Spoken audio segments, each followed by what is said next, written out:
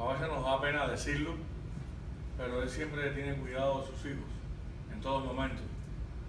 Y por muy pequeño que sea el problema o la situación, siempre Él nos ayuda a encontrar la salida, los medios para que ese problema se disuelva y nuestro lloro se vuelva sonrisa, nuestra tristeza en gozo. Y damos gracias a Dios por eso. ¿Qué sería de nosotros sin el Señor? ¿Qué sería de nuestra vida sin Dios? Recuerdo ahora un himno que dice que sin Cristo no tengo nada, sin Cristo no hay salvación. Sin Cristo voy por la vida como un barco sin temor, sin timón, sin dirección. O sea que sin Cristo no tenemos nada, nada. Y lo que hemos alcanzado hasta aquí ha sido por la gracia y la misericordia de Dios. Quiero compartir con ustedes en esta tarde el mensaje de la palabra de Dios y lo hemos titulado El verdadero arrepentimiento. Ahora sí estaba leyendo y estaba viendo varias cosas en la computadora y vino a mi mente este tema, el verdadero arrepentimiento. Hoy por la mañana estuve en una iglesia evangélica, se llama Iglesia Cristiana Integral, y el culto de oración estuvo muy bueno. La oración fue tremenda, pero la palabra de Dios estuvo carente. Y vi que el versículo que usó el pastor para mí no estaba de acuerdo con la interpretación que tiene el versículo. Fue cuando el versículo de 1 Corintios 13. Y yo creo que uno tiene que tener cuidado cuando va a estudiar la Biblia, cuando va a predicar la Biblia. Por eso se necesita mucho de oración y dirección de Dios para poder decir las palabras correctas en el momento correcto y lo que verdaderamente nos enseña las Escrituras. No podemos usar la Escritura para llenar un fondo o para llenar un hueco, sino las Escrituras tenemos que usarla para confrontar nuestra vida espiritual, para crecer en el conocimiento, para alimentar nuestra alma, nuestro espíritu, para que nuestra vida interior y exterior cambie y sea todo para bien. ¿En qué consiste el verdadero arrepentimiento? ¿Qué es el verdadero arrepentimiento? Les voy a invitar a buscar en su Biblia, en 1 de Juan, capítulo 1, los versículos del 8 al 10. 1 de Juan, capítulo 1, los versículos del 8 al 10. Y dice la palabra de Dios de la siguiente manera: si decimos que no tenemos pecado, nos engañamos a nosotros mismos y la verdad no está en nosotros. Si confesamos nuestros pecados, y Él es fiel y justo para perdonar nuestros pecados y limpiarnos de toda maldad. Si decimos que no hemos pecado, le hacemos a Él mentiroso y su palabra no está en nosotros. Oramos. Padre, en esta hora te damos gracias porque podemos ir a la fuente, podemos ir a tu palabra. Padre, tu palabra es viva y es eficaz y penetra hasta lo más profundo de nuestra mente y de nuestro corazón y nos redarguye, nos enseña, nos confronta, Señor. Padre, en el nombre de Jesús te pido que tu Santo Espíritu nos ilumine en todo lo que vamos a decir y no sean mis palabras, sino tu palabra la que se ponga de manifiesto, Señor, de manera que podamos escuchar en esta tarde lo que el Espíritu habla a la iglesia. Te lo pedimos humildemente en el nombre de Jesús. Amén. El verdadero arrepentimiento no es un sentimiento, es una acción. Muchas veces pensamos que el arrepentimiento, cuando decidimos aceptar a Jesús y nos hemos arrepentido de nuestros pecados, es un sentimiento que invade nuestra vida, es un sentimiento que invade nuestra mente y corazón. No, más que un sentimiento, el verdadero arrepentimiento es una acción. ¿Por qué? Porque el arrepentimiento es un vuelco, es un cambio, es una transformación de 360 grados de nuestra vida. Cuando nosotros nos arrepentimos verdaderamente, sentimos en nosotros un cambio de vida. Dejamos la vida vieja, dejamos el viejo hombre y comenzamos a vivir una nueva experiencia con el Señor. Y la Biblia es clara en cuanto al verdadero arrepentimiento. En 2 Corintios capítulo 5, versículo 17 nos dice: de modo que si alguno está en Cristo, nueva criatura es. Las cosas viejas pasaron. He aquí, o sea, en el instante, en el momento que tú aceptas a Jesús con toda tu mente y con todo tu corazón, le abres las puertas de tu vida, le abres las puertas de tu corazón y le dices: Señor, yo reconozco que soy pecador. Yo reconozco que estoy destituido de la gloria de Dios. Yo reconozco que no merezco el cielo, que no merezco tu perdón, pero por tu gracia, tu misericordia y tu gran amor me perdonas. Y quiero que tú cambies, quiero que tú me cambies, quiero que tú me transformes, porque ya no quiero seguir viviendo mi vida de pecado. Aquellas cosas y aquella vida que yo vivía deliberadamente, ya no quiero seguir más. Y quiero comenzar a vivir una nueva vida, con otra manera de ver el mundo en que me rodea, mi vida, mi familia. Quiero vivir de otra manera. Cuando yo decido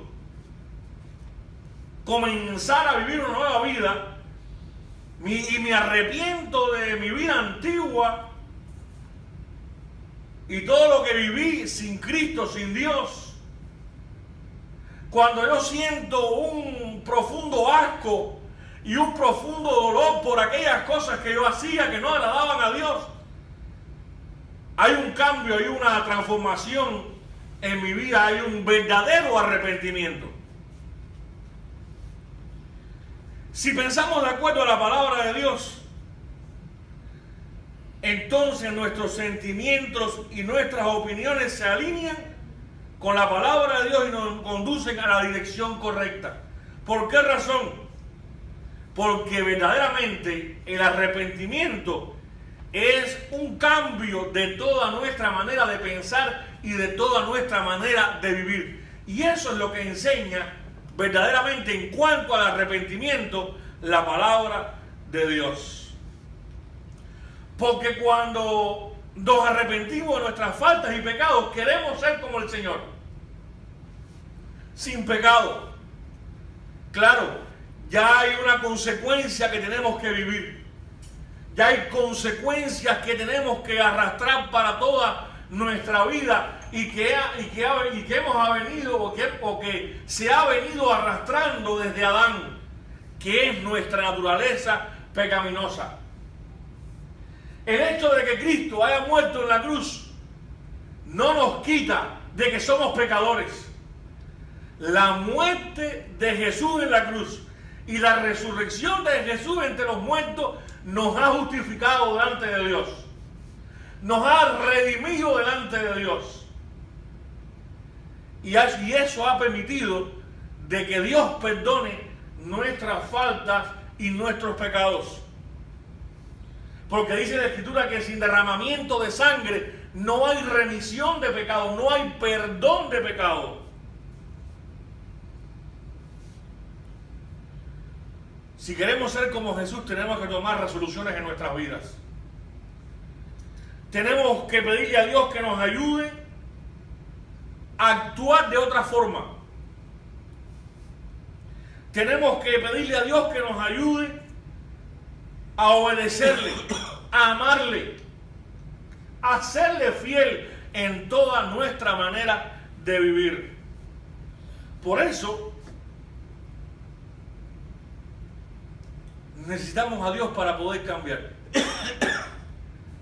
Necesitamos al Espíritu Santo que nos redarguye de pecado, de justicia, de juicio, que nos lleva al conocimiento de la verdad para poder entender las Escrituras, y las Escrituras nos transforman, nos cambian. Y es cuando conocemos que lo que yo hacía antes, que me fascinaba, que me gustaba, que me complacía en ello, sí, yo podía complacer mis deseos, pero todo aquello que yo hacía no agradaba a Dios. Y en eso consiste el verdadero arrepentimiento. El verdadero arrepentimiento es cuando yo decido y cuando el Espíritu Santo me confronta y la palabra de Dios me habla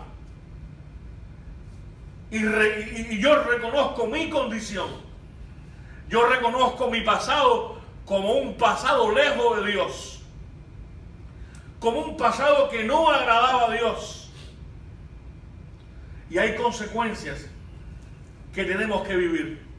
Detrás de cada pecado, detrás de cada falta, hay consecuencias que tenemos que acarrear, que tenemos que vivir, que tenemos que sufrir. Pero gloria a Dios, que la misericordia de Dios son nuevas cada mañana.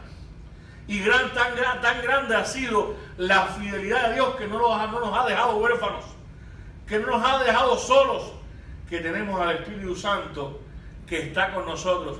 Y el mismo Señor nos ha prometido: yo estoy con vosotros todos los días hasta el fin del mundo. Gloria a Dios. Gloria a Dios. Tenemos una lucha diaria en tratar de cambiar esa naturaleza que por instinto nos lleva a hacer el mal, a hacer lo malo. Porque muchas veces nuestra mente cambiada y transformada quiere hacer lo bueno, pero hay algo en nosotros que nos insta, que nos anima a hacer lo malo.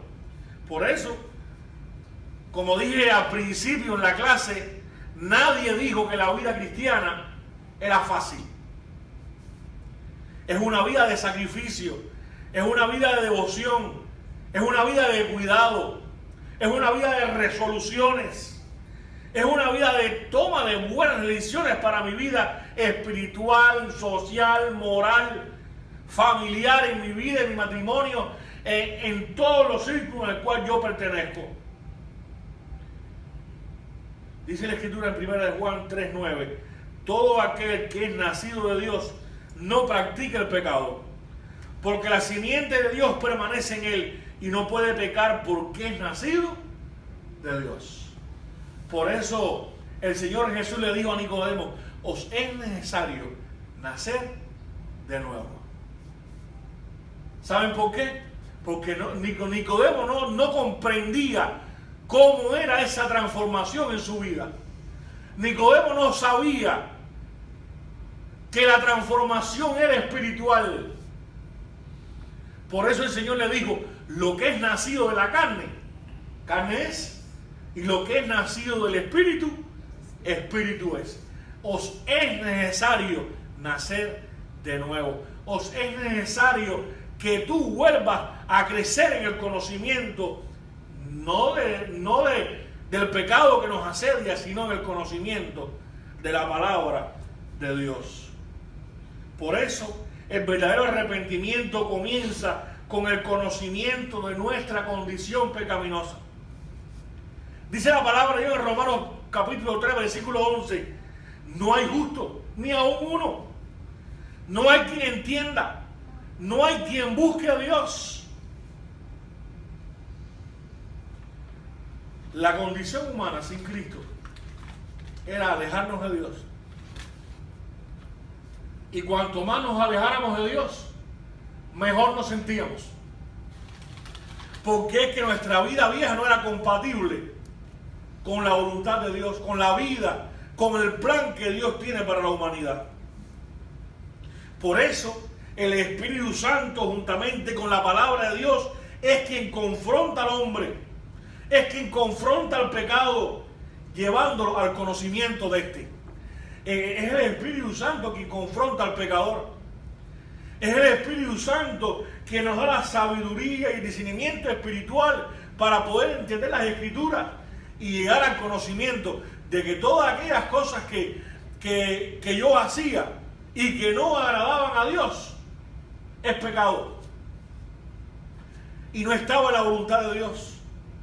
No estaba viviendo la vida que Dios le agrada, la que hizo para el hombre desde el principio. Y el Espíritu Santo nos lleva a esa convicción.